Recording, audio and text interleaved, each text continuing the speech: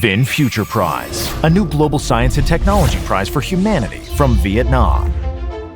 One VinFuture Grand Prize of $3 million. 3 additional special VinFuture prizes valued at $500,000 each. VinFuture Prize honors science and technology work that creates or has a high potential to create meaningful change in the everyday lives of millions of people. Join us to make a change for a better future. Greetings to all, and a warm welcome to our distinguished caller joining us from all around the world. On behalf of the VinFuture Foundations, I'm honored to welcome you to the 4th InnovaTalk webinar of 2025. My name is Vizung, and it's my pleasure to be your moderator for today. Now, we'll focus on one of the most urgent and transformative challenges of our time, securing a sustainable energy future. As climate change accelerates and natural resources become increasingly scarce, renewable energy technologies are transforming how we produce, store, and use powers across the globe. To address this critical challenge, the VinFuture Foundations, in collaborations with the International Science Council, is pleased to host this InnovaTalk webinar titled Powering the Future: Innovations and Challenge in Renewable Energy. It's our pleasure to introduce the chair of today's webinar, Professor Daniel Kammen, the James and Katherine Law Distinguished Professor of Sustainability at the University of California, Berkeley, and a member of the VinFuture Prize Council. Joining him on today's panel are Dr. Faten Attig-Bahar, Deputy Director at the Future Africa Campus, University of Pretoria. Together with him is Professor Youba Sokona, former Vice Chair, Intergovernmental Panel on Climate Change, African Institute for Sustainable Energy and System Analysis. We are also honored to welcome our special guest, Associate Professor Phong, Vice Rector of the University of Science and Technology of Hanoi. And now, to open today's sessions, we are honored to invite Dr. Thai-Ha Lê, Managing Director of the VinFuture Foundations, to deliver the opening remarks and share the visions that unite us in these vital conversations. Thank you, V, distinguished speaker, colleagues, and friends. On behalf of the VinFuture Foundations, I'm truly delighted to welcome you to today's webinar, co-organized with our esteemed partner, the International Science Council. We are gathered here today to explore a theme that is not only timely, but critical to our collective future: climate resilience, development, and just energy transition. The global shift towards renewable energy and climate resilience must be inclusive, innovative, and grounded in science. At VinFuture, this belief is at the core of everything we do. Our mission is to recognize and support breakthrough science and technological innovations that have the potential to improve the lives of millions, particularly those in undeserved and vulnerable communities. We are honored today to be joined by leading minds in this space: Professor Youba Sokona, whose work has shaped the climate and energy strategies across Africa; Dr. Faten Attig-Bahar, a prominent voice on renewable energies and global energy policy; and the special guest from Vietnam, Associate Professor Phong, whose cutting-edge research on artificial photosynthesis holds promise for both clean energy and carbon reduction.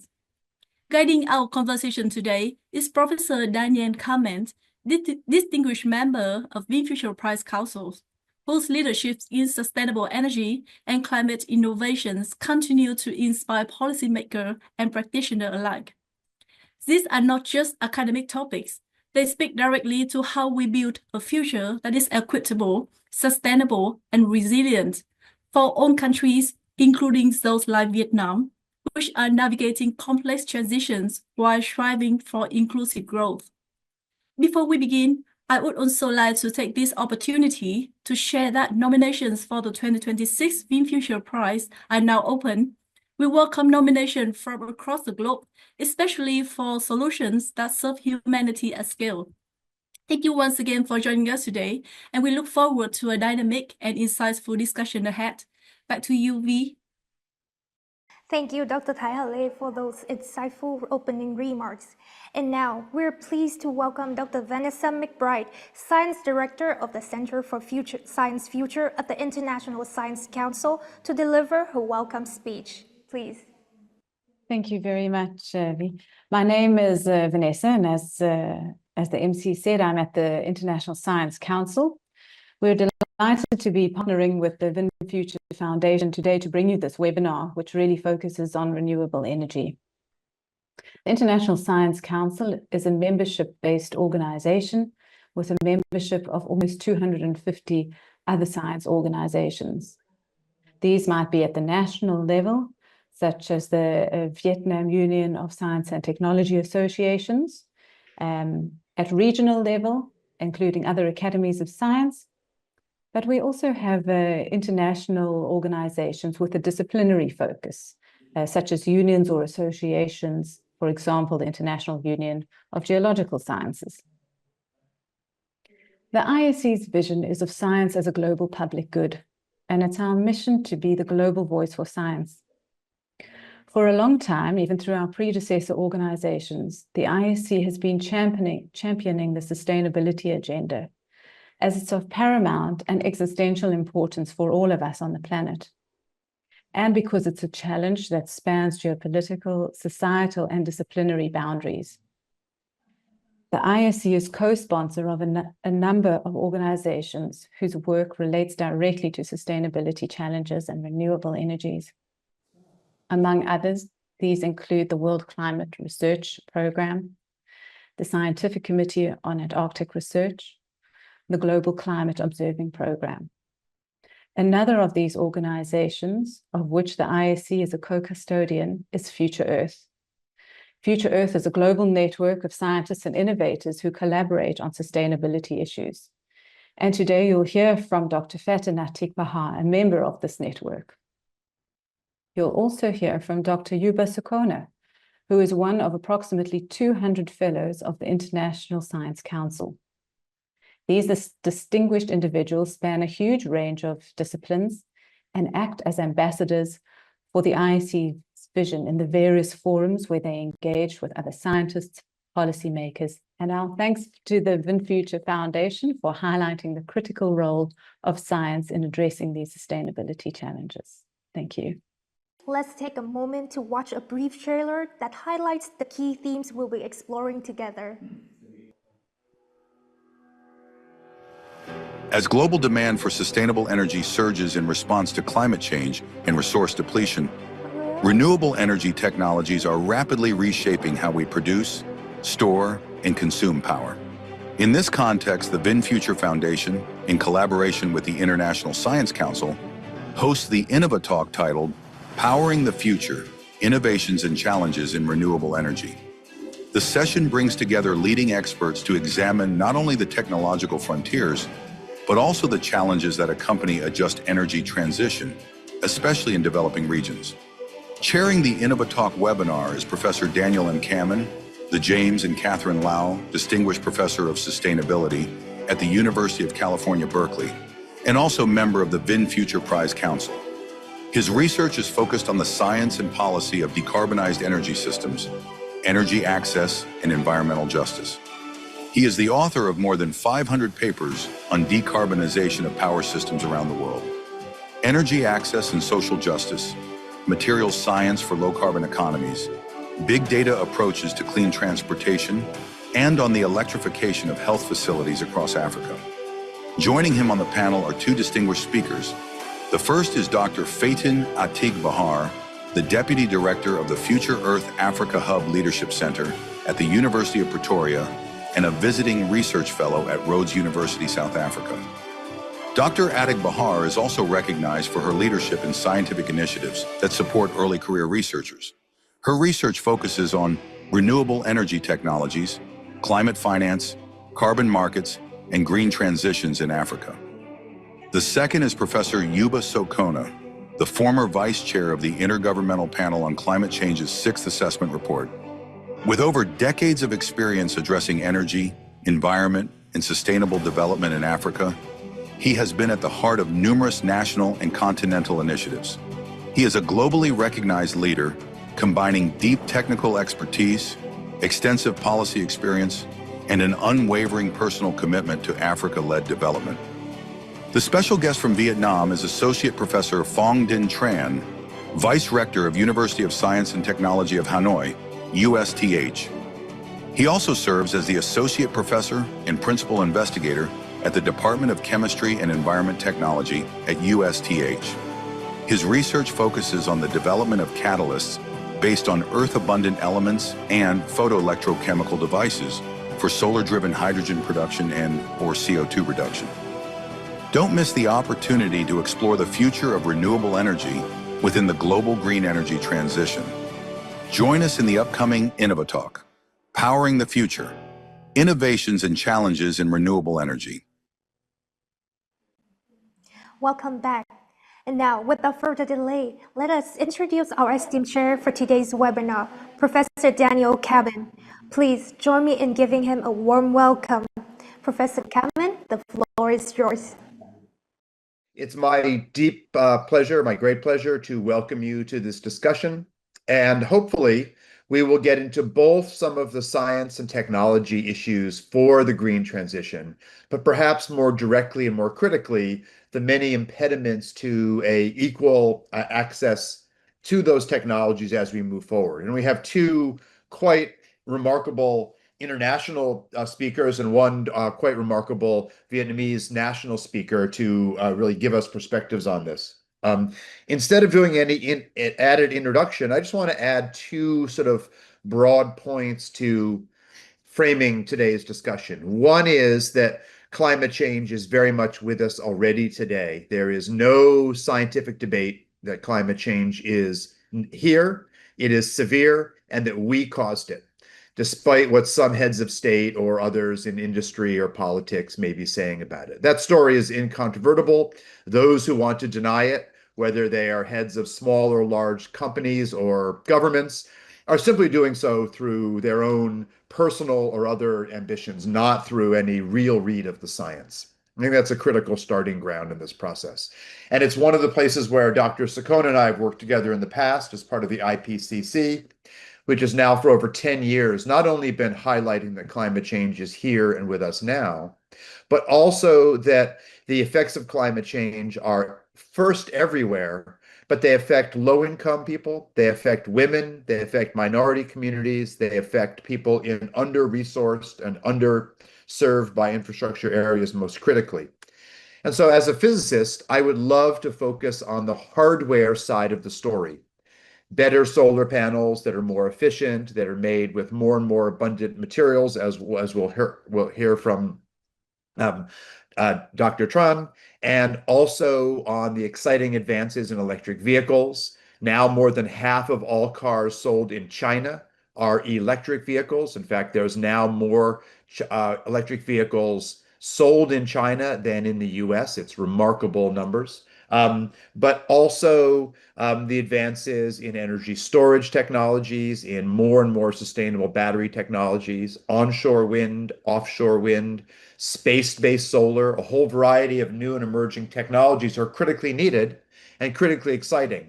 But at the same time, that story, while not needing to slow down, in fact, we need to accelerate that process. But the real story is that now, for political and other reasons, we are slowing this transition. And in fact, the other side of the science of climate change is that today, the subsidies alone, not the investments in capital, but just the subsidies for fossil fuels around the planet total between $5 and $7 trillion a year, depending whose metrics we use. That's the subsidy.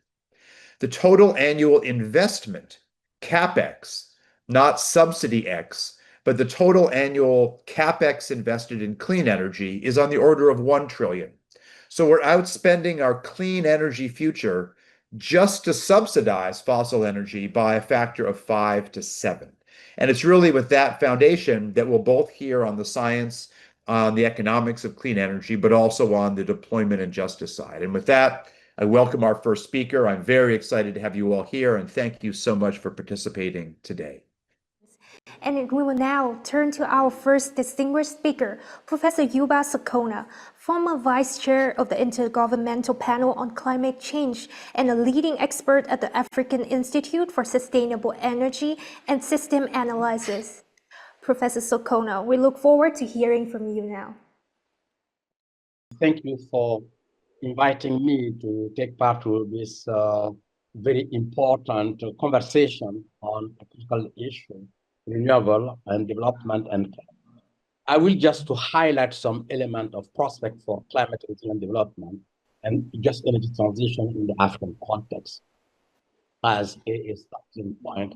But the African government in 2013 came up with an Agenda 2063. And then that is for the next 50 years, the Africa they want. And they very well articulated three critical goals, the economic goal, the ecological goal, and the social goal. And then all those three goals are directly impacted by energy system, the choice of energy system and climate change. And they need to be considered in an integrated manner when designing energy system and climate action in the African context. And let me just indicate just highlight two observations. The first one is Africa needs context-relevant evidence and then to shape its energy future, because aligning the development and climate change goals in Africa require that clean energy technologies serve as a foundation of the African energy system. But pathway to get there are uncertain and variable across the country. And then the next observation I just want to highlight is that in Africa, climate change, energy, and development are closely intertwined. Because climate, energy access, poverty, development, and conflict are all tightly connected and are different dimensions of the multidimensional structural crisis the continent is facing. An unified approach of tackling all those issues together is fundamental and crucial. Just highlight some context, element of the context in Africa. And then we all know that one of the characteristics of the Africa context is that the paradox of plenty, because we have in a continent all kinds of resources, and then from the minerals, and then to energy, fossil energy, and then the huge potential of renewable in the continent can be characterized as a continent of paradox of plenty. And then at the same time, the continent is facing a complex set of intertwined challenges which demand radical change. This is not because of the related to famine, related to energy poverty, related to regional conflict, patriarchal oppression, economic insecurity, and debtness. And then all these social problems, crises are increasingly compounded by climate. And one of the ways of providing some solution, energy is critical and fundamental. We came that. And then to understand those structural crises, those structural problems, one have to question the history of the continent. It's related because of the colonialism that molded the African economy and society to meet the labor and material need of the Western industrialization and development. And then the post-colonial has not been better because there are some effect related to, the increase of dependence and nurture infant industries. And then today, the African continent continues to depend on exporting primary products. And then that related also to the social adjustment program the continent have faced. And if you look at there are three structural deficiencies in the continent, and then which creates a vicious cycle of indebtedness. Unless those are fundamentally addressed, and then things will not move in the right direction. As you can see it, if you look at compare the African import and export, there's no need and then to go in details. And then the continent is facing the three critical deficiencies. The first one is lack of food sovereignty, lack of energy sovereignty, and low added value content of export. And then all those are also compounded with trade deficit. And then that increase also the debt of the continent. And then that create a critical problem, how the continent get out of that. But in all addressing those different issues, it's clear that incrementalism will not solve this problem. And then we need for radical renewal of the African vision, a renaissance and indigenous ideas and leadership. And then that rooted in the Agenda 2063 that I alluded, that can renew a vision and genuine people-centered development in the continent. And then energy will play a critical role on that. We'll come to that. Just to have a spotlight on the energy in the continent, one have to be aware that the total installed capacity in sub-Saharan Africa was roughly 100 gigawatts in 2021. And then in sub-Saharan Africa, there is the highest proportion of people with no access to electricity, the highest frequency of power outages, and a high dependence on traditional biomass for cooking. And I do not need to go to any of those details. And then there is an absence of both long-term energy planning driven by research and evidence from local institutions. And also the African energy policies target lack of rigor, evidence-based credibility, and relevance. And as I already indicated, the Africa has immense renewable energy potential. And then with almost 10 gigawatts of solar potential, 1,700 gigawatt of hydropower, and 500 gigawatt of wind power. And then the region is really rich on all aspects and all kinds of renewables. And in order to mobilize those renewables, there is a number of key principles, and then that need to be looked at carefully. The first one is ensuring the African ownership and agency in energy initiative and plan. And then second, wider development objective and planning integrated energy in that system. And then the policy priority, establish a clear policy priorities and energy to see it as a common good and not seeing as a sector-like other element. Ensuring stakeholder participation, equity, and efficiency, and bringing together science, policy, and people, and then to power a better future for all.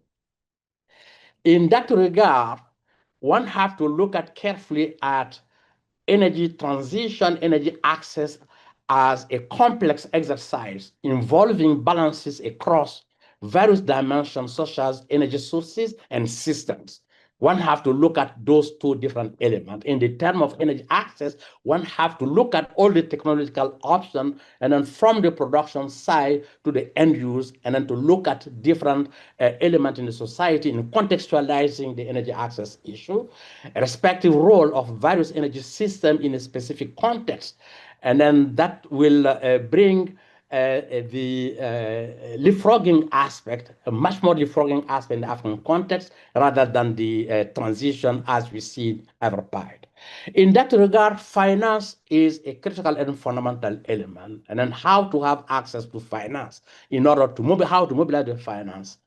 And then most of the time, the continent is looking outside rather than looking inside. And then Africa can kickstart its own transition and development with strategically targeting domestic spending. And then to look at, there is different options at national level. One have to explore those different options. The African government have a range of tools. We have to explore those different arrangements, so how to mobilize internal resources on that. And then how to address also the lack of productive capacity, and addressing also the market concern and abusive practices, and that's misallocated resources and corrupt institutions. Those are very important. And clearly, domestic resource mobilization is not enough. And then we need to look at also at external funding at the international level. And one have to look at different options that exist, how the continent can have access to multilateral climate fund. And then this is something that is difficult for many countries. One have to look at the different options to have access to that. And then the global program also to support renewable energy and then to look at the innovating finance system. But more importantly, the debt issue is critical fundamental because this is the first line of all the budget of the different countries. Unless this problem is critical addressed at the global level, it might be very difficult and then to mobilize enough resources for the energy access.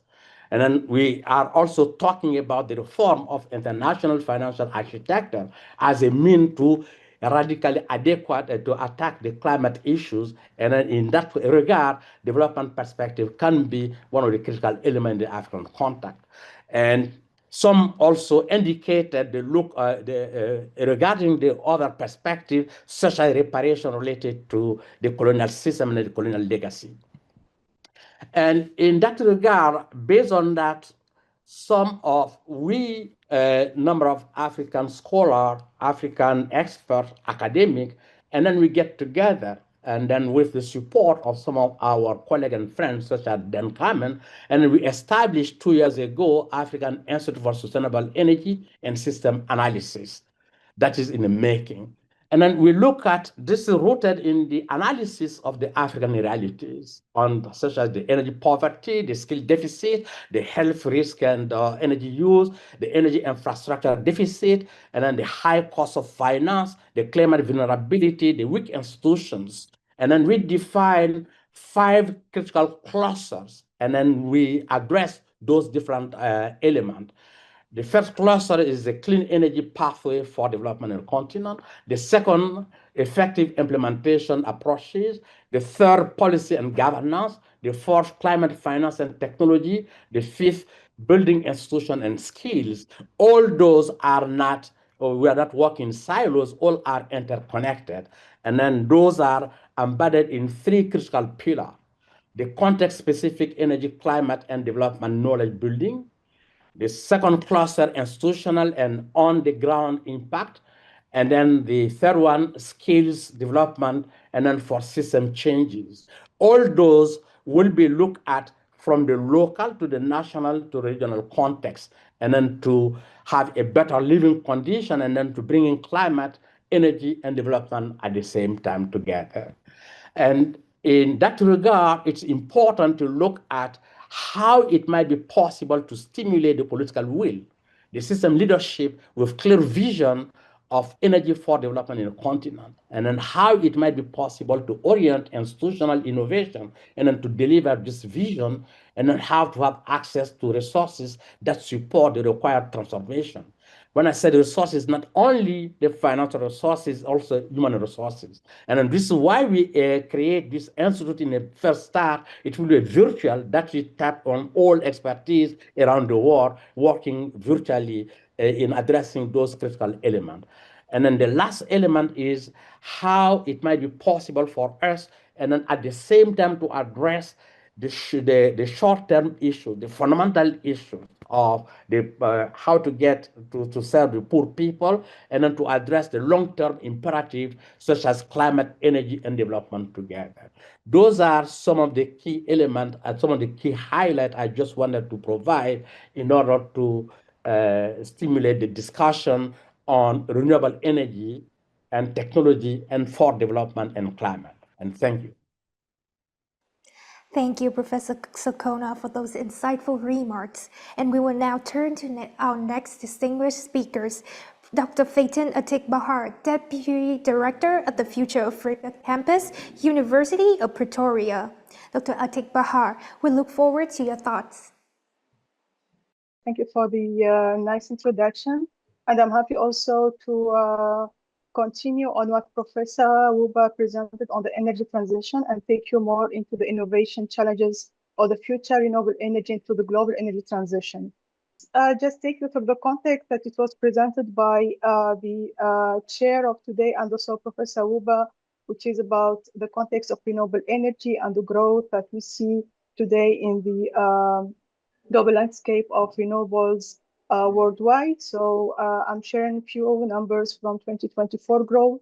And those numbers, if you see the graphic, they are led by 3 main compounds: the solar energy, which is continuing growing, the wind energy, of course, and the hydropower. And those numbers have increased from year to year. So if you compare between 2024 to 2020 to 2023, so we see almost 700 gigawatt of growth. So if you see how this is distributed in the regions, and here this map is capturing the capacity in the different parts of the world together with the global share to the energy mix and the change and the growth that we see between 2024 to 2025. So we see some of the regions such as Europe, North America, they are doing well in terms of implementing the capacity, and and Asia, of course, in terms also of the global share for the energy mix, and also some countries and some regions who are working in improvement by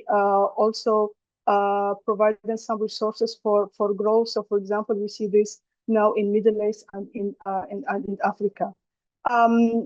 When we talk about the renewable energy implementation, the question that could come to our mind is how do we select, our renewables to be part of our energy mix, and this needs to go through a process. So first, it needs to see the resources potential. So here it needs to be through study of the theoretical, physical potential.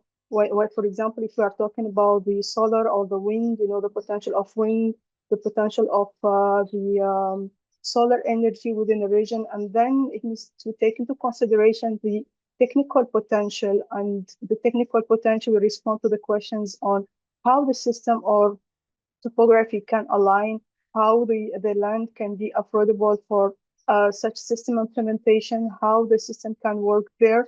And then there will be an economic potential and consideration, and we see the projected costs, and which is more affordable for an energy project.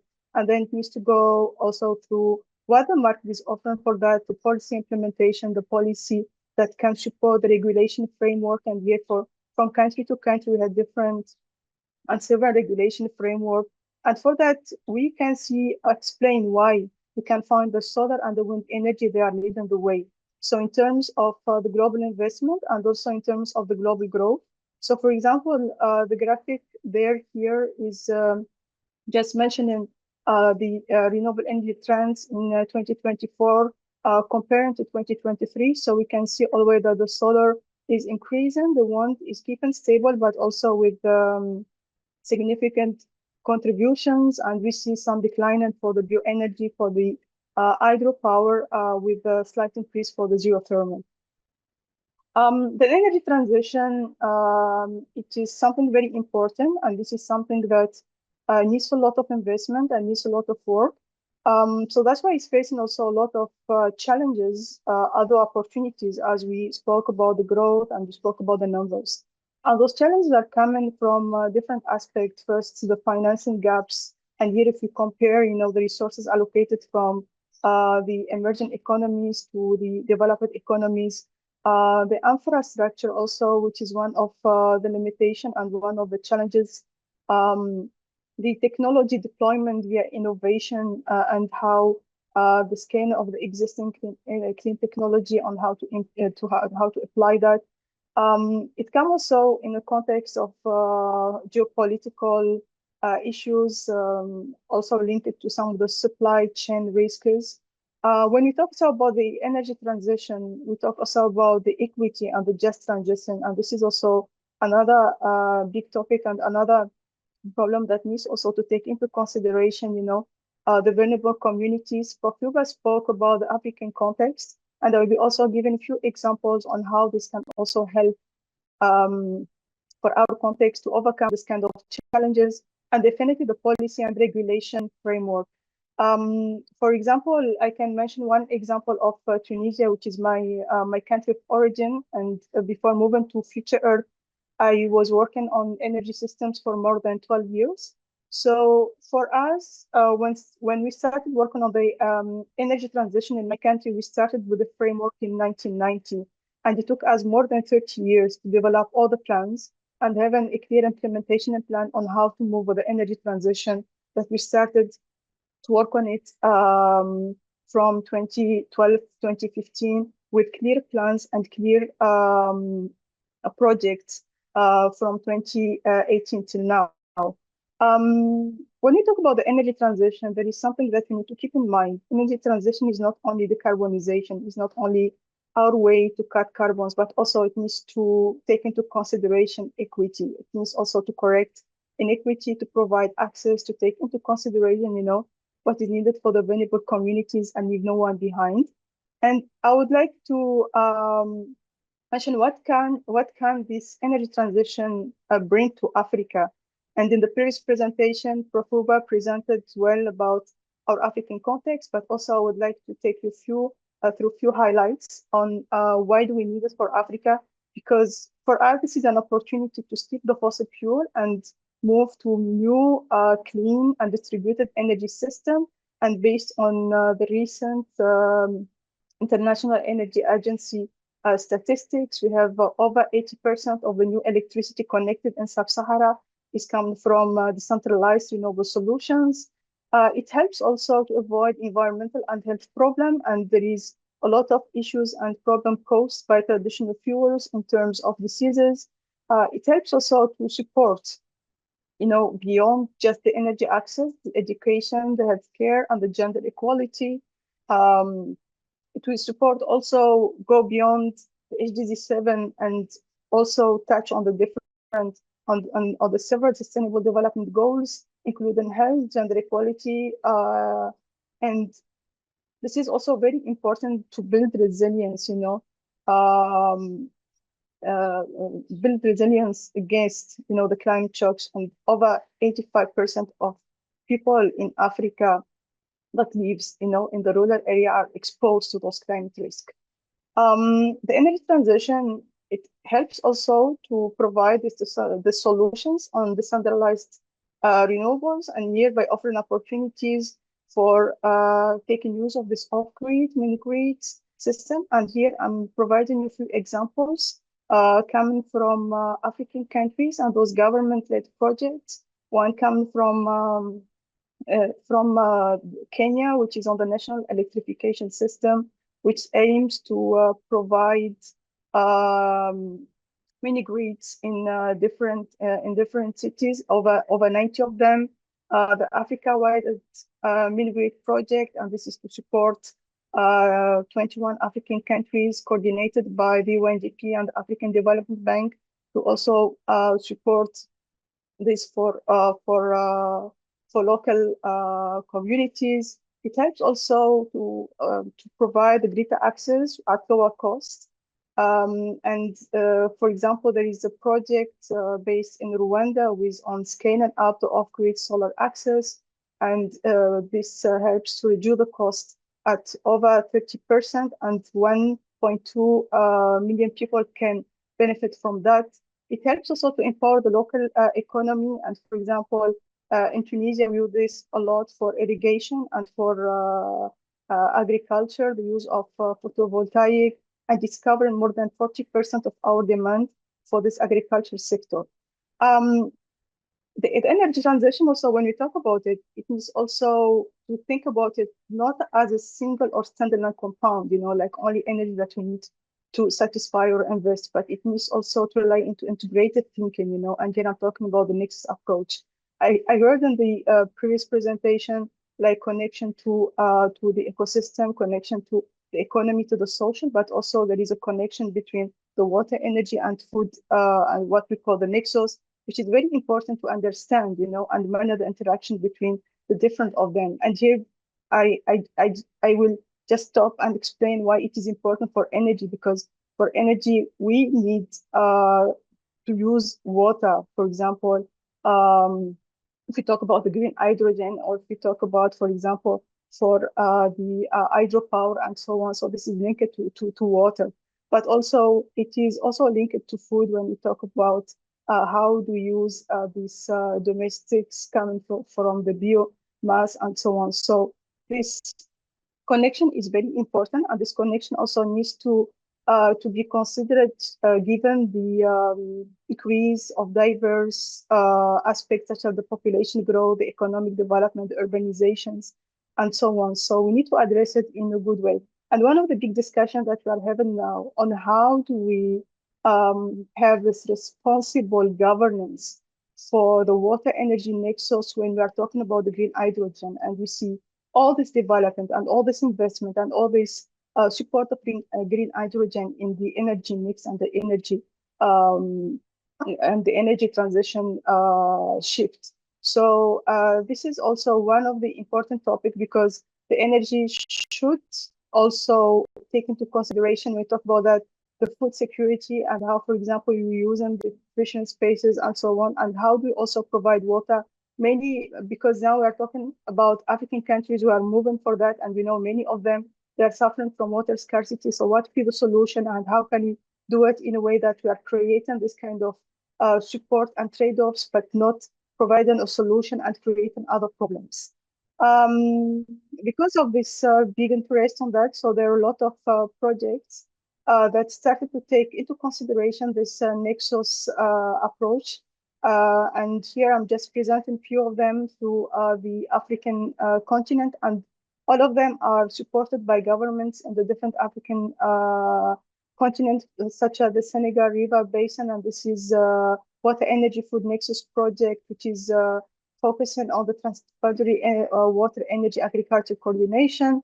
There is the Africa-wide, which is focusing on nexus modeling for the sustainable energy planning. There is also project coming from Ethiopia on integration of resources for resilience planning. So all those are now, and we have more other projects. Those are just a few selections that I try to find. We are more and more, trying to think about it and to focus on that. So in conclusion, when we talk about the energy transition and renewables, so the first thing, we know that there is a lot of advancement in terms of renewable energy, and this is a lot of growth, and mainly for the next generation of solar technology, wind turbines, and also a lot of thinking on the energy storage. The energy transition should not only consider decarbonization, but needs also to go beyond that and try to correct this inequity and ensure access to all vulnerable communities and leave no one behind. The just transition should not just treat the energy as standalone compound, but it needs to rely on integrated thinking. And here we need to see the deep connection and find the trade-offs between the energy, food, water, and even ecosystem and other aspects. So this nexus approach will help to find solutions for better resilience, and also to support the local community in providing their solution, and can also provide a solution for the global south. So with this, I come to the end of my presentation. Thank you very much. Thank you, Dr. Attig-Bahar, for your valuable insights. And now we're pleased to welcome our special guest, Associate Professor Phong Tran, Vice Rector of the University of Science and Technology of Hanoi. Associate Professor Tran, we look forward to hear your insight. So first of all, I would like to join my colleagues to thank VinFuture to invite me for this webinar. I enjoy very much the sharing from Professor Sokona and Dr. Bahar. We see the global challenge for the energy transition.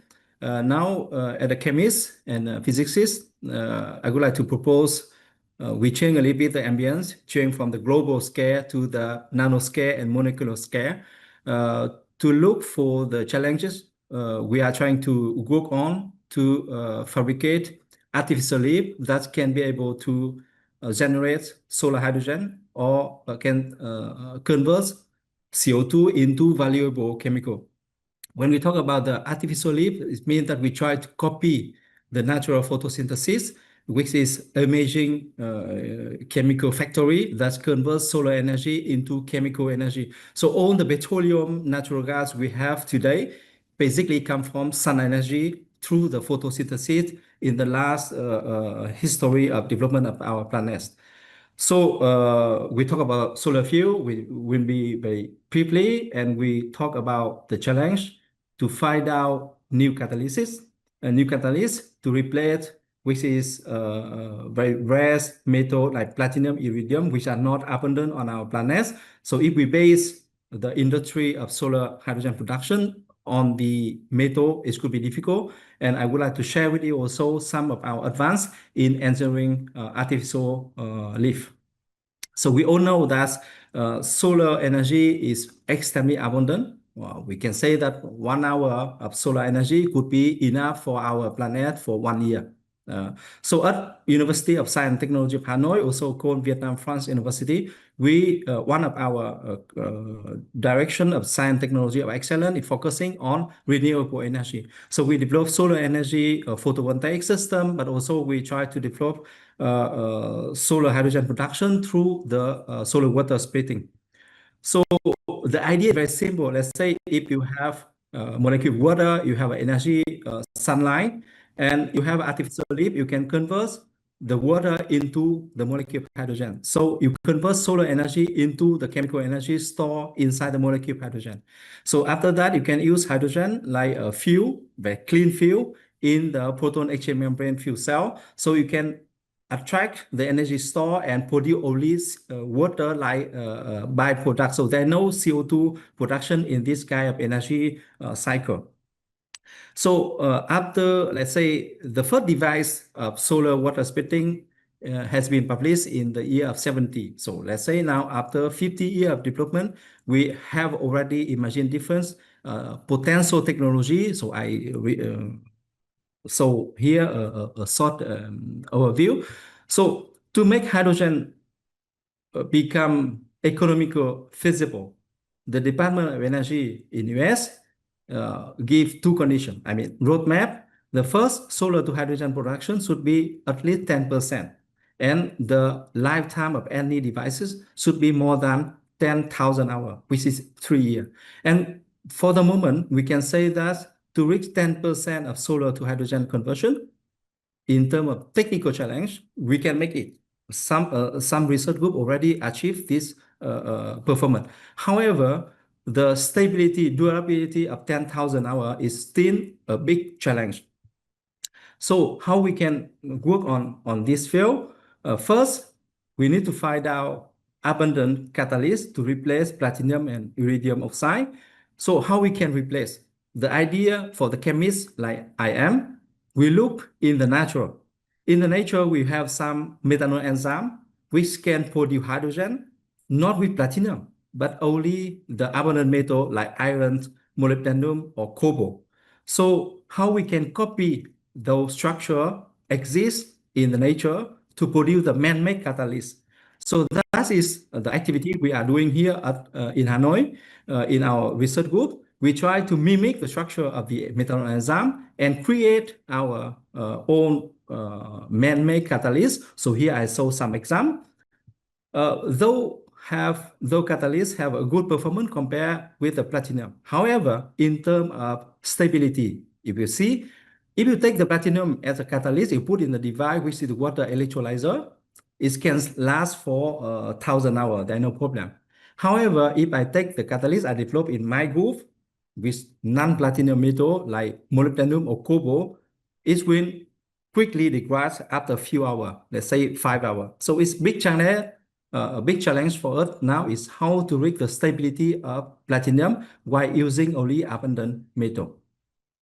Another example I would like to share with you is about the engineering of artificial lift. So the idea is very simple. For the developing country or under development country, we need a technology which is solution processing. I mean, very simple to process, low code, and so on. So here is one technology we developed to create artificial lift by simply using a solar panel. And if we immerse this solar panel with a silicon chip junction, providing 2 volts of voltage in we call this magical solution. Inside this magical solution, we have this complex. And then we turn on the light from the sunlight, then immediately 2 catalysts, one for the reduction of proton and one for water oxidation, will be self-assembled on this solar panel to make a full device operational device of artificial lift.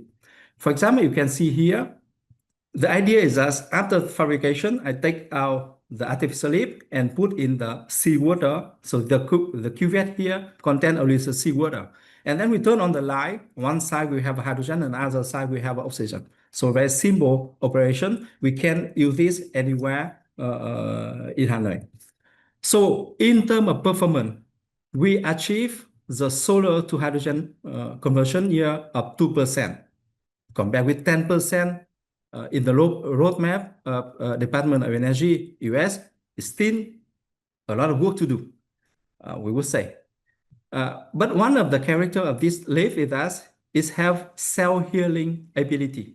That means here we can see that the performance dropped from 2% to 1% after, let's say, 12 hours of operation.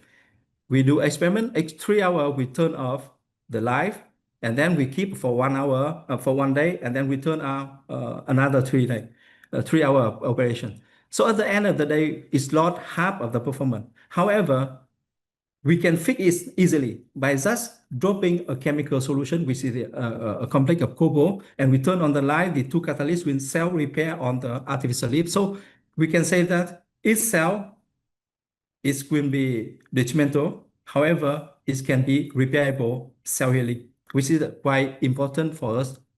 Another approach, we try to make artificial leaf that can at the same time produce hydrogen, but also try to reduce CO2 into added value chemical, for example, CO, formic acid, and so on.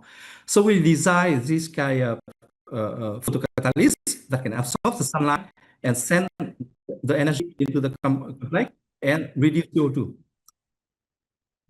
So after that, we put this photocatalyst with another photocatalyst, which is able to make water oxidation to have a full device. So here the device we fabricate in our laboratory.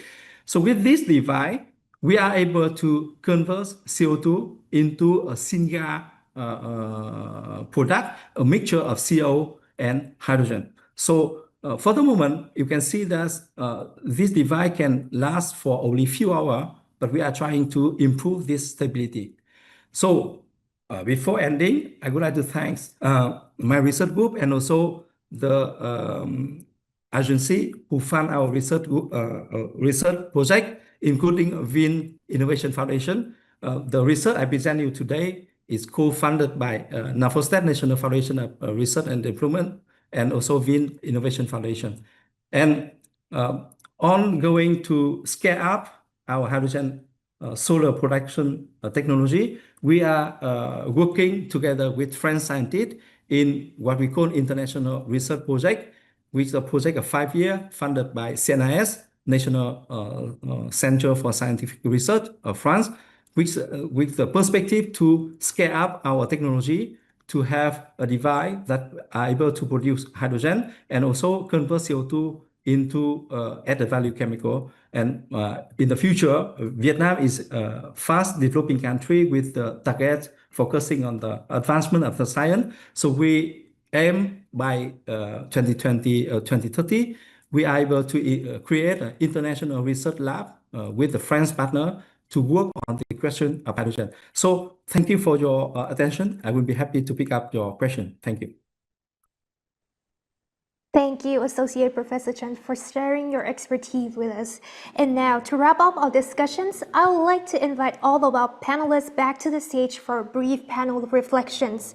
This will be an 8-minute session where they can share any final thoughts or insights before we move on to the Q&A session. Please join me on the stage. So to begin, I would like to invite our chair, Professor Daniel Kammen, to start us off. Professor Kammen, the stage is yours. Well, first I want to thank you, the hosts, and our 3 very distinguished, very insightful speakers, because I think what you heard is a range of perspectives on what the clean energy resource can be, what it is, and what are some of the challenges of applying it justly around a planet that is unfortunately becoming more and more unjust at the present time, as opposed to moving in the other direction. And it's really those wider forces outside of my own background in the science of the physics of energy systems that really concerns me personally today. But to stay with the themes that we heard from our 3 speakers, that we heard that the energy resource base is clearly sufficient to meet everyone's needs. It's just not sufficient to meet everyone's greed. And we are in a situation where the opportunity to act on the bountiful opportunities that clean energy provides us is really one where, whether we're a scientist or a business person or in civil society or in public service and government, we'll really have to ask ourselves to reach a little bit, not very much, but a little bit beyond some of our own comfort zones and do things that benefit the planet. And increasingly, we find that benefiting the planet benefits ourselves. Electric vehicles are cheaper to operate per kilometer than are gas-powered vehicles. And clean energy is cheaper. And it's so much cheaper that today it is the case that to simply operate a existing fossil fuel power plant is more expensive than building a new solar or wind powered plant and including the storage needed so that it can be available with the same or a higher level than that fossil fuel plant is. And that's true for very large industrial plants, whether it's in the Midwestern United States, the very, very large coal plant built in South Africa in Medupi that was funded internationally some 10 years ago has proven to be far more expensive to operate and far less friendly to the local communities than large or small scale clean energy projects. That's the same as we've seen with coal projects in parts of Western China. Again, I mentioned South Africa, in the United States, and in some of the coal plants that have been built in Italy to support Germany. So we have ample evidence that this clean energy path is in front of us. And I guess the question I would start off for each of the speakers is a difficult one, and that is, if you were the energy czar for a day or a year, what is the one thing you would focus on? Is it advances in a given technical area? Is it the need for a policy like a social cost of carbon or a carbon price? Is it a reevaluation of infrastructure? Is it placing social justice back on the agenda? Again, in the US, under the last administration, under that of President Biden, we had a National Energy and Environmental Justice Council that was dismantled by the new president. Some other countries are considering both stepping into the world of energy and environmental justice, and others are using the election of Mr. Trump as an excuse to pull back. So I guess my question for each speaker, and I think I'll go in reverse order. Maybe we'll start with Dr. Tran and then go to Faten and then to Youba, is if you were energy czar of your country, or so you were the Minister of Energy for a day, or maybe I should say, remember, you were the president of the country for a day, because sometimes you need the president's office, not the ministerial office. But if you were in a high government position in your country today, what would you do? Dr. Tran. We all know that the transition of energy to sustainable development is a huge challenge of the human being. So an unique solution could be never enough. Okay, so let's say the policy or technical development and so on, we need all of that go together. For example, we can have the ambition, we have a volunteer, we have a willingness to do the transition to cut down the CO2 emission and so on in Vietnam. However, we don't have core technology. Okay, so Professor Sokona talked about the financing the transition. For the developing country like us, even we develop very fast, but we have the difficulty for the finance as well. But even if we have the finance, it's in US and Europe who have the technology. It's not in Vietnam for the moment. So you see, so if I'm a decider for one day, I would say that the first thing we put on the table would be the willingness for the transition. Okay, the policy, the vision for the transition. But after that, for one day would not be enough. I need 5 years or 10 years or even 50 years to make sure that policy financing, but we need to own Vietnamese people. We need to have ourselves the technological solution to make sure that we can successfully make the transition happen and sustain for a long time. I really appreciate it. I like that. So Faten, what would be your leader for a day starting point? Yeah, This is a difficult question. Actually, I spent more than 12 years working on the energy transition, basically for Tunisia and North Africa, studying the different scenarios, see the different energy mix and so on. And my first observation was that in terms of policy, sometimes you do have the best policies, and very wonderful policy with very nice target, ambitious target. But when it comes to implementation, it is a bit difficult, to get that ambitious plan into actions. So for me, maybe is to find this mechanism, and reform or create that reform that could really translate that policies into action. Because if we do that, so then we can come up with some solutions, and then we can really foster the energy transition. In terms of technology, there is a lot of technology, and also being a connected world, so there will always solutions in terms of knowledge transfer, in terms of, bringing expertise from here and there. And we did this over the last years. And there were even a lot of nice examples. For example, how did we tackle the COVID phase? It is because of that strong willingness and partnership where everyone come together and said, now we would like to solve this problem. And everyone brought something to the table. And then within 3 years, we did it. So I mean, we can even do it for other problems related to climate and so on. So I think first we need to start by creating those mechanisms to really go into actions. And then you mentioned something very important, which is the carbon pricing. We started working on that, but till now, for example, in many countries, we don't have framework for that. And this one is very important because this one will bring the justice, and the justice that we are missing for vulnerable communities in terms when we talk about energy transition. And I think this is also very much linked and influenced by the geopolitical interactions and influence sometimes, because, for example, for Africa, we need to have our carbon, pricing and target, but sometimes it's linked to for example, hosting some of the industry and so on. So I know that some of the discussions are still kind of there. They didn't, come up with kind of a plan for that. So I think this is very important, to foster some discussion on that, because it will bring a lot of justice. And with all that, without partnership and collaboration, we cannot move forward, partnership, because this will bring the finance, this will bring knowledge, expertise, and if we have because for me, I don't see it as one, but I see it as nexus of things. So if you bring that nexus, so then I think we can move forward with, a new era of, energy transition that could cover everyone, So yeah, those are my reflections. Thank you.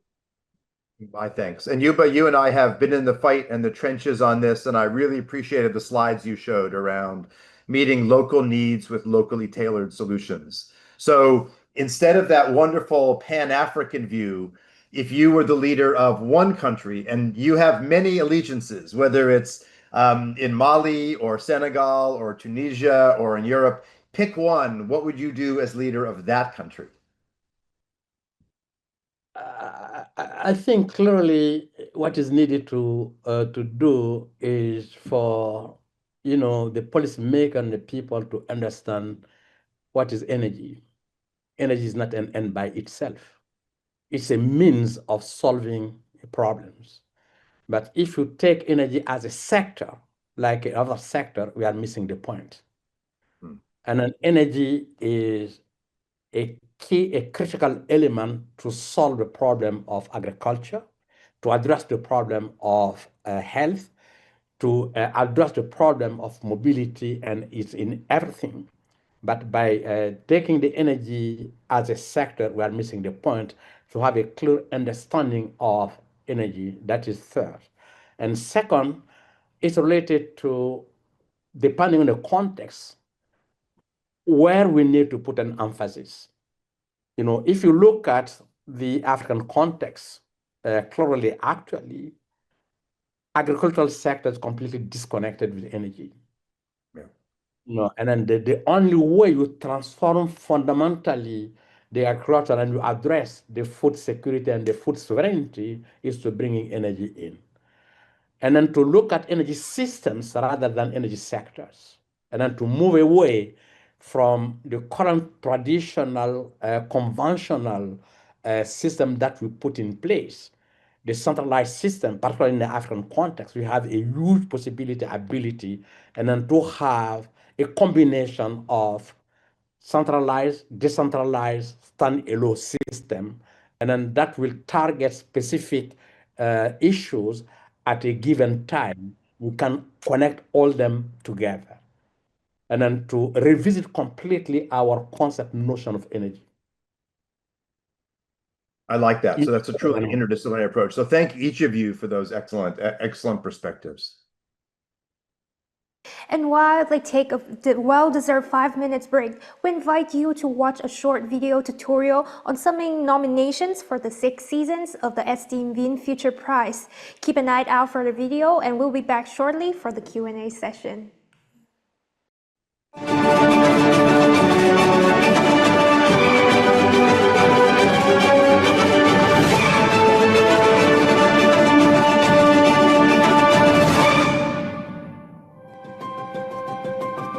Greetings from the VinFuture Prize.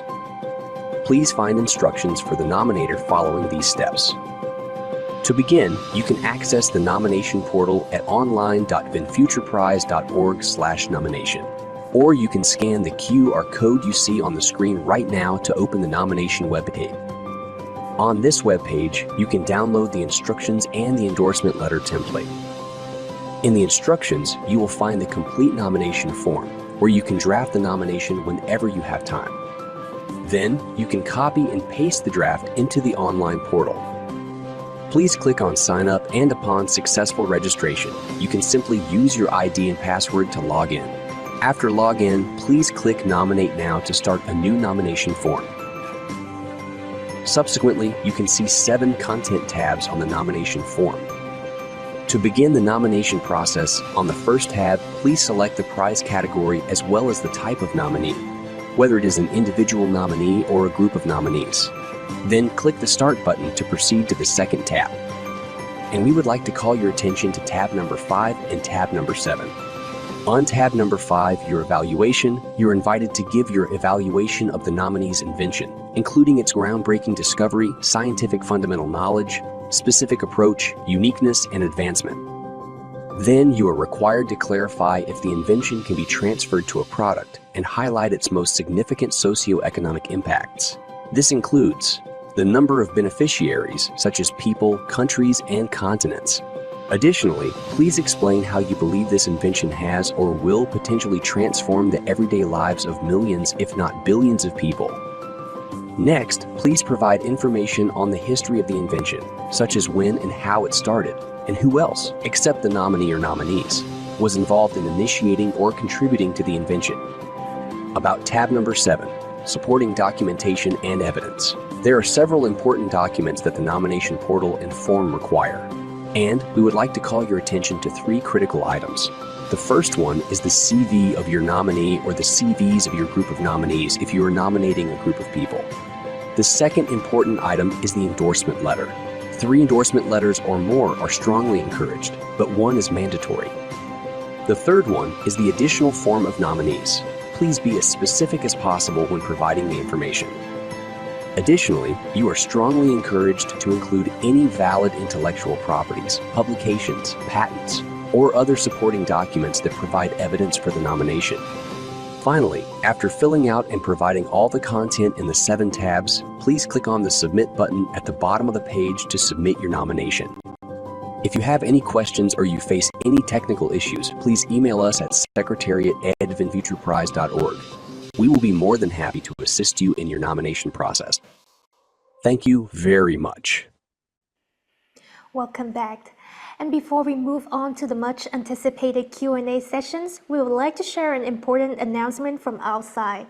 Submissions for the 2026 VinFuture Prize are now open, including 1 grand prize and 3 special prizes.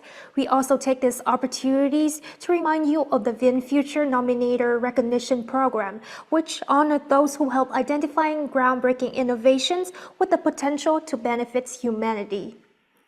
And now is the moment you have been all waiting for, the Q&A sessions. It's your chance to delve deeper with our esteemed panelists. Please feel free to actively participate using the raise hand functions. We'll unmute you for a direct exchange with our panelists. For those who prefer a more indirect approach, we encourage you to use the chat box. Simply type down your questions and we will ensure that they reach the most relevant panelists within our time frame. Please don't hesitate. This is your opportunity to gain valuable insights from these leading experts. And it seems like we have been receiving a lot of questions from the audience, and among those compelling inquiries, one of our audience stands out for pertinence to our current discussions. A participant has posed a questions directly to our distinguished speakers, Professor Youba Sokona. Professor Sokona, can you please tell our audience how can climate-resilient energy strategies be designed to ensure that no community is left behind, particularly in regions facing both poverty and vulnerability to climate change? Thank you for this very important and interesting question. And in many parts of the world, especially in Africa and other climate vulnerable regions, and then we face a double challenges, and it's the energy poverty and climate fragility, and that require designing climate resilient energy strategy, and that truly leave no one behind. It is not just about technology, as Bahar indicated also. It's about justice, it's about inclusion, it's about long-term resilience. And that require also to start with the most vulnerable, and then they have to be at the center of the approach. And then that require also the prioritize decentralized renewable energy systems because of the flexibility, scalability, and that can be integrated in any socioeconomic context. And this is critical, is important. And then it's also require to integrate energy with resilience and development and to tackle all those together in a much more holistic and comprehensive way rather than in isolation. And then people have to be put in the center. And that require also to look at the possibility of mobilizing resources, all kinds of resources, from the local and then to the international. And those are some of the elements I just want to bring to the attention of the audience and then for this interesting question. Back to you. Thank you, Professor Sokona. I'm sure that your insightful answer has provided a great start for the Q&A sessions today. And now, to move on to the next questions, I would like to ask Professor Daniel Kammen, our chair, to answer this for our audience. So, Professor Kammen, one of our audience has asked in the chat box that how can Vietnam balance rapid economic growth with environmental sustainability, especially in high emission sectors such as manufacturing and transportations, while also leveraging green technologies and international partnership? It's a great to hear from the audience, someone thinking about the overall strategy for Vietnam, which is dominated by fossil energy today, by coal energy, by gas, with a mixture of hydro. And 10 years ago, and maybe even 5 years ago, the answer to that would have been the best way to clean your economy is to industrialize, to become a more wealthy economy, and then invest in climate solutions later. This is something called the Kuznets curve that many countries have gone through, where it's better for the population to have more infrastructure, more resources, no matter what the source is. But we know climate change is serious, and we know that climate change affects the poorest people on the planet in both rich and poor countries first. And we also sadly know that the amount that rich countries are investing in poorer countries is far too little. And they often say big words and big numbers and then don't deliver. And so unfortunately, climate change is something that in the present ugly political climate, we will need to see local action more rapidly than waiting for money from the countries that got rich using fossil fuels. So that's the long introduction.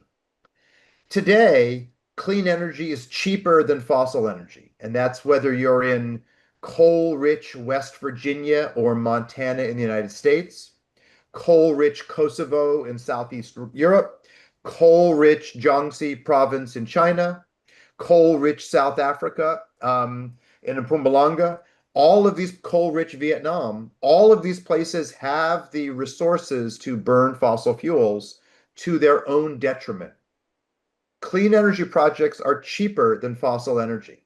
And so while energy access is a huge problem, I have a very hard time coming up with any examples where a country really needs to invest in fossil energy as opposed to clean energy.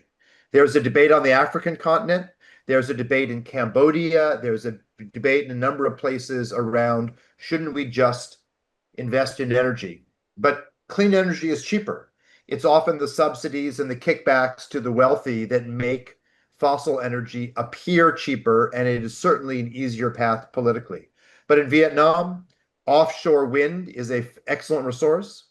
Vietnam has the potential for significantly increased onshore wind and solar. And for me, despite the plans for many new coal plants in Vietnam, I would be choosing none of those. And I would be building clean energy and using the fossil plants that exist today as a version of a battery, meaning they are the backup energy, the storage during the monsoon season. But I would be investing fully in clean energy and saving money and producing more jobs while doing so.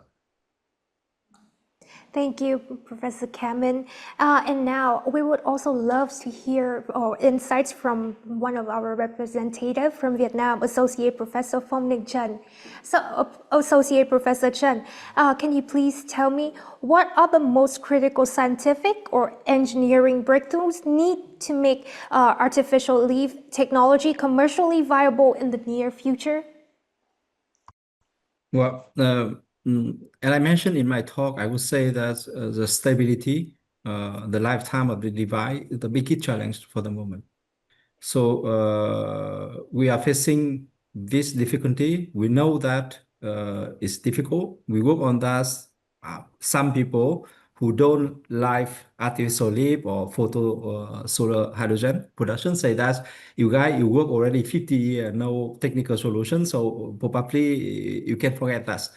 But as a scientist, we will say that the best leaf, the best solar energy conversion system is in the natural photosynthesis. And the natural photosynthesis is a system that I'm measuring that which have very low energy conversion here, low stability as well, but it have cell healing ability. That means after 1 hour, it can be destroyed, but it's come back. So now one of the approaches, technical approach we try to work on here also at Vietnam Front University is trying to provide the cell healing ability to our leaf. We accept that after, let's say, 100 hours, 10 hours, it can be destroyed about of that, but we are able to fix it or it have a cell healing ability. So that is a big challenge, and I'm working on that, and I hope that we can have some technical solution in the future or never it's come, I don't know, but try to work on that. Thank you, Associate Professor Chen. And among the significant volume of questions we have received, we have noticed questions from our audience sent directly to Dr. Faten Attig-Bahar. So I would love to invite Dr. Attig-Bahar to answer this for our audience. So what do you consider the most game-changing innovation in renewable energy today, and what barriers must be overcome for it to achieve global scale? Thank you very much for the question. Also, it's great to hear from our audience regarding this topic. So in my opinion, and also based on the world change in landscape in terms of investment in renewable energy, and also the different renewables that's just presented in terms of growth for the solar and wind and so on. The green hydrogen can be a transformative innovation that can support the energy transition a lot worldwide. And you see in terms of investment, in terms of support, even in terms of research, there is a lot of development there.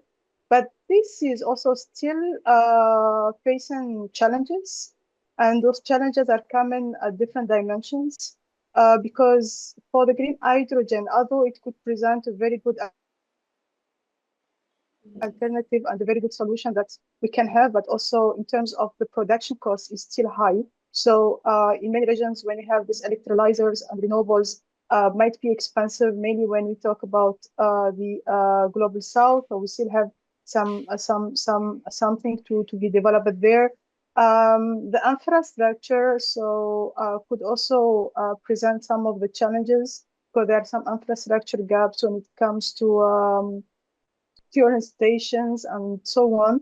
I spoke in my presentation about the nexus. I would like to highlight the water issues in places that they are facing water scarcity, and this also can affect, the different nexus compound. So this is also another issue that many of the countries are now moving to desalination, but also the desalination cost is still expensive. So some of the solution is to be found there. The policy, we spoke about this even in our different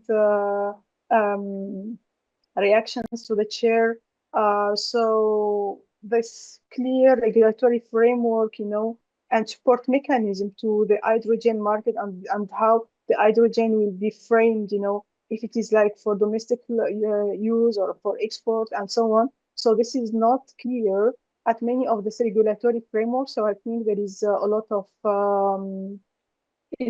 of improvement needs to be there. And finally, I would like to mention also about the technology maturity. So the green hydrogen is still something new, and there's still a lot of research and development out there. So they are still also working on how to improve the electrolyzer efficiency and durability. So the technology maturity is also can be one of the challenges and the barrier that ones need to overcome. So I'm happy with this to respond to this, and thank you very much. Back to you, Chair. Thank you very much, Dr. Attig-Bahar. And now, for the last questions of the Q&A sessions, we would like to go back to our esteemed chair, Professor Daniel Kammen. Professor Kammen, can you please help me to answer these questions from Mr. Andrea Berger from CIC Nanogyun? So, given the rather advanced level of the technology today, isn't it time to utilize the greed of companies and individuals and find pathway to harness profits, making to guide the energy transition worldwide, including the Africa, given that projects will not muster the resource need to achieve the scale needed? Well, it's a great question, and I think that our panelists addressed it in various ways, from the opportunity and need to do advanced chemistry and catalysis on clean energy production and storage, to the need to focus on interdisciplinary ways where energy is a service, because none of us go home and say, oh, I had a wonderful meal. I just ate 6 kilowatt hours. We say, I had a very good meal of polenta or sushi or Ireo or whatever our food might be. It's the services, not the raw energy that we like and need to consume. And so I do think that in a fair world, we should be able to rely on companies' greed. And I say greed in a good way, in the sense that the desire to make a product, to sell a product at a fair price, not to extort. But because the subsidies are so large for fossil energy, many companies that could do the right thing don't, because the benefits of investing in current known banks, politicians, other structures mean that doing something new like clean energy is risky, whereas putting your money into known fossil projects is very easy. And so if we adopted a market price of carbon or a social cost of carbon, no one would be investing anything in fossil energy. And I say that because the market price of carbon in Europe or in California is between $30 and $50, call it 40 to 60 euros a ton. In Sweden, it's somewhat higher, but most of the world, there is no price of carbon. And we know scientifically that the actual cost to us in terms of environmental damage and social and gender damage is more like $200 a ton. No one would invest anything in fossil fuels if the true damage was part of the equation. And so I think that we should rely on companies' innovative capacity. That's the nice version of greed. But the problem is that we have stacked the dice so strongly against clean energy. And we have people like the completely misguided US president. It's embarrassing to even say he's president, who is encouraging many ministers around the world that the fossil path is acceptable. And so we really do need to rise up with science, technology, and policy in this regard. Thank you, Professor Kammen, for that wonderful answer. And that is the end of our Q&A sessions today. And as we wrapped up today's enlightening InnovaTalk webinar, we extend our heartfelt thanks to our esteemed panelists, Professor Daniel Kammen, Professor Youba Sokona, Dr. Faten Attig-Bahar, and Associate Professor Phong Chen. We also express our sincere appreciations to the International Science Council for their invaluable partnership in co-hosting this meaningful dialogue. And finally, thank you to our audience for your keen interest and thoughtful questions. And please remember that the VinFuture Foundation is now accepting nominations for the 2026 VinFuture Prize. We encourage you to nominate groundbreaking innovations that can drive meaningful change in society. And as we wrap up this InnovaTalk webinar, we appreciate your continued support and enthusiasm for these important conversations. We look forward to exploring more groundbreaking advancement with you in the future. Until then, best wishes to all, and we hope to see you in our next event. Bye-bye. Thank you. Thank you all. Bye.